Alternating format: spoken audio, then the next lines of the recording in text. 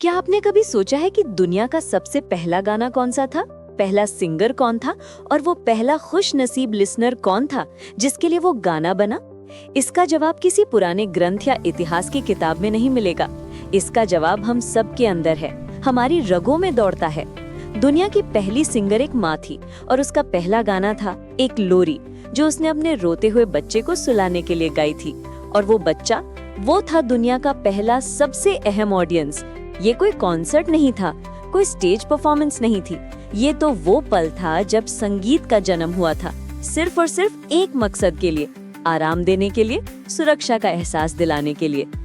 कल्पना कीजिए उस समय की, जब भाषा नहीं थी, शब्द नहीं थे। जब एक छोटा सा बच्चा इस नई दुनिया में आकर रोता है, तो एक माँ क्या करती है?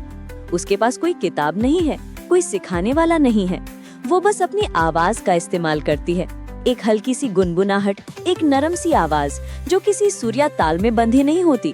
वो आवाज सीधे उसके दिल से निकलती है। यही तो है संगीत का असली जादू। वो पहली आवाज, वो पहली लोरी किसी सोची समझी कला का नतीजा नहीं थी। वो एक माँ की ममता का स्वाभाविक रूप थी। जब बच्चा रोया तो माँ ने उसे अपनी गोद में उठाया, उसे धीरे धीरे हिलाया और उसके कान में कुछ गुनगुनाने लगी। वो गुनगुनाहट बच्चे के लिए क्या थी? वो सिर्फ एक आवाज नहीं थी, वो एक वादा थी। एक वादा कि मैं यहीं हूँ, तुम सुरक्षित हो, डरो मत।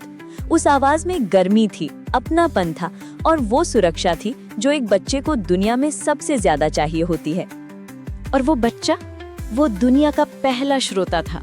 उसने अपनी माँ की आवाज को गर्व से ही सुना था। वो आवाज उसकी दुनिया थी। जब वो इस दुनिया में आया तो वही जानी पहचानी आवाज उसे फिर से सुनाई दी, एक नए रूप में, एक लय के साथ। उस बच्चे ने संगीत के सुर नहीं समझे, उसने शब्द नहीं समझे, लेकिन उसने उस गाने के पीछे की भावना को समझा। उसने प्यार को महसूस किया, आराम को महसूस किया। उसकी रोने की आवाज धीरे धीरे शांत हो गई, उसकी छोटी छोटी आंखें बंद होने लगी और वो सो गया। ये दुनिया का पहला सफल कॉन्सर्ट था। ये कनेक्शन कितना गहरा है, सोच कर देखिए। एक आवाज जो सिर्फ हवा में कुछ वाइब्रेशंस है, वो एक रोते हुए बच्चे को शांत कर सकती है। ये विज्ञान से भी परे है। ये वो प्राइमल कनेक्शन है, वो सबसे पहला और सबसे मजबूत रिश्ता है जो एक माँ और बच्चे के बीच बनता है। लोरी सिर्फ सुलाने का एक तरीका नहीं है, ये तो रिश्ते की नींव रखने जैसा है। ये बच्चे को सिखाती है कि दुनिया एक सुरक्षित जगह है, कि कोई है जो उसकी देखभाल करेगा। और यहीं से संगीत का पूरा सफर शुरू होता है। वो पहली लोरी जिसमें शायद कोई शब्द भी नहीं थे, बस आ आ आ ऊ ऊ ऊ जैसी आवाजें थी, वही आज के हर गाने की नींव है। चाहे वो एक इमोशनल गजल हो, एक जोशीला रॉक सॉन्ग हो या एक दिल को छू लेने वाला क्लासिकल पीस हो, हर संगीत का मकसद वही है, भावनाएं जगाना, एक कनेक्शन बनाना। वो पहली माँ दुनिया की पहली गीतकार थी, पहली संगीतकार थी और पहली परफॉर्मर थी।